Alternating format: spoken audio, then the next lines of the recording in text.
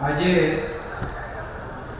આત્મનિર્ભર ભારત મહિલા સશક્તિકરણના આજના આ કાર્યક્રમમાં ખાસ આપણી વચ્ચે ઉપસ્થિત અમારા ગુજરાત સરકારના કેબિનેટ મંત્રી અને ખેડા જિલ્લાના પ્રભારી અને સાથે સાથે જેમણે ભારતીય જનતા પાર્ટીના વિશેષ પદો ઉપર રહી અને પાર્ટીની સેવા કરી છે એવા ભાઈ શ્રી રમણભાઈ, મારા સાથીદાર અને વિધાનસભામાં હમણાં જેમની અંદાજ સમિતિના ચેરમેન તરીકે નિમણૂક થઈ છે અને એક્સ કેબિનેટ મિનિસ્ટર પણ છે એવા ભાઈ શ્રી અર્જુનજીભાઈ, અમારા ભારતીય જનતા પાર્ટીના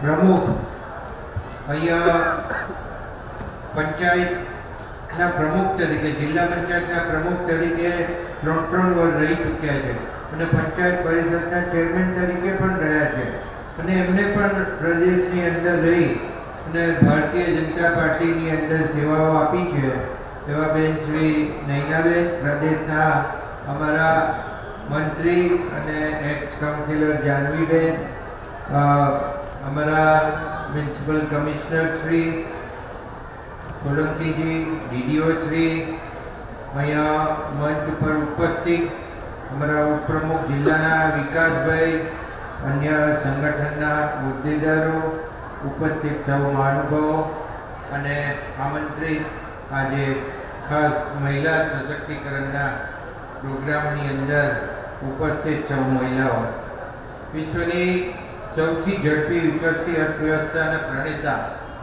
અને આત્મનિર્ભર ભારતના સ્વાર્થના દ્રષ્ટા એવા વિશ્વના સૌથી લોકપ્રિય નેતા માન્ય વડાપ્રધાન શ્રી નરેન્દ્રભાઈ મોદીના વિકસિત ભારત 2047ના લક્ષ્યને સાકાર કરવા ગુજરાતના માન્ય મુખ્યમંત્રી શ્રી ભૂપેન્દ્રભાઈ પટેલના નેતૃત્વ હેઠળની સરકાર વિકસિત ગુજરાત 2027ની પરિકલ્પનાને સિદ્ધ કરવા કટિબદ્ધ છે. વિકસિત ભારત 2047ના સંકલ્પને સાકાર કરવા વડાપ્રધાન શ્રી નરેન્દ્ર મોદી સાહેબે પ્રેરિત GYAN એટલે ગરીબ, યુવા, અન્નદાતા, કિસાન અને નારી શક્તિના વિકાસ પર ધ્યાન કેન્દ્રિત કર્યું છે.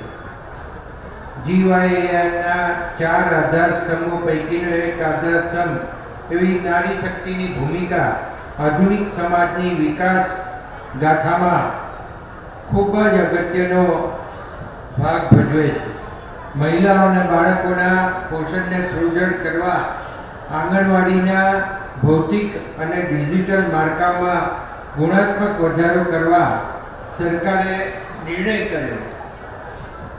કિશોરીઓના સર્વાંગી વિકાસ માટે પોષણ અને આરોગ્યલક્ષી કાર્યક્રમને હાથ ધરવામાં આવી છે. રાજ્યની મહિલાઓનું સશક્તિકરણ કરવા માટે રાજ્યના તત્કાલીન મુખ્યમંત્રી શ્રી નરેન્દ્રભાઈ મોદી સાહેબ દ્વારા 31/12/2001ના જાહેરનામાથી સચિવાલયમાં મહિલા અને બાળ વિકાસ વિભાગની શરૂઆત કરવામાં આવી હતી અને એના કેબિનેટ મંત્રી તરીકે બેન શ્રી આનંદીબેન પટેલ હતા. આરોગ્ય અને પોષણ, શિક્ષણ, રોજગાર, કૌશલ્યવર્ધન તેમજ રક્ષણ જેવા ક્ષેત્રો અને સ્વાસ્થ્ય સંભાળ કાર્યો માટેની યોગ્ય પરિસ્થિતિઓ અને રાજકીય અને આર્થિક નિર્ણય લેવાની પ્રક્રિયામાં મહિલાઓ અને દીકરીઓને સમાન પ્રતિનિધિત્વ પ્રદાન કરવાથી ટકાઉ અર્થવ્યવસ્થામાં વધારો થવાનો છે અને મોટા પ્રમાણમાં સમાજ અને માનવતાને ફાયદો થવાનો. મહિલા સશક્તિકરણ અને જાતિગત સમાનતામાં ઇચ્છિત પરિણામો લાવવા માટે રાજ્ય સરકાર દ્વારા મહિલા અને કન્યાઓના વિકાસ માટે અનેક વિવિધ યોજનાઓ અમલમાં મૂકવામાં આવી છે. રાજ્ય સરકાર દ્વારા નાણાકીય વર્ષ 2014-15થી જેન્ડર બજેટ પ્રકાશિત કરવામાં આવ્યું છે અને જેન્ડર બજેટની અંદર મહિલા સશક્તિકરણની કુલ 804 જેટલી યોજનાઓને એની અંદર આવરી લેવામાં આવી છે. આ બધી યોજનાઓના અમલીકરણ માટે નોડેલ વિભાગ તરીકે ગુજરાત લાઇવલીહુડ પ્રમોશન કંપની કામ કરી રહી છે. સન 2025 થી 2026ના વર્ષ માટે અંદાજપત્રની અંદર મહિલા અને બાળ વિકાસ વિભાગ માટે કુલ 7,668 કરોડની જોગવાઈ કરવામાં આવી છે. આ નાણાકીય ફાળવણી અંતર્ગત મહિલા વિકાસલક્ષી યોજનાઓ કે જેની અંદર ગંગા સ્વરૂપ આર્થિક સહાય યોજના હેઠળ વિધવા બહેનોને મદદરૂપ થવા માટે માસિક 1250 રૂપિયાની સહાય, આંગણવાડી કાર્યકર તેડાગર અને મિની આંગણવાડી કાર્યકર બહેનો માટે માનદ વેતન આપવાની જોગવાઈ, પોષણ સુધા યોજના હેઠળ આદિજાતિ વિસ્તારની 14 જિલ્લાઓની અંદર 100 ઘટકોમાં સગર્ભા અને ધાત્રી માતાઓને દિવસમાં એક વખત સંપૂર્ણ ગરમ ભોજન, ફોલિક એસિડ અને કેલ્શિયમની ગોળીઓ પણ અપાય છે.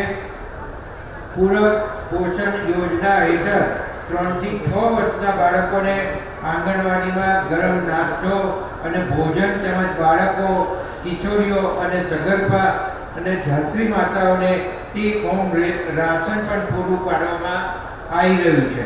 મુખ્યમંત્રી માતૃશક્તિ યોજના હેઠળ સગર્ભા માતાને 1000 દિવસ સુધી પ્રતિ માસ લાભાર્થી દીઠ 2 કિલો ચણા, 1 કિલો દાળ અને 1 લીટર ખાદ્ય તેલ પણ આપવામાં આવી રહ્યું.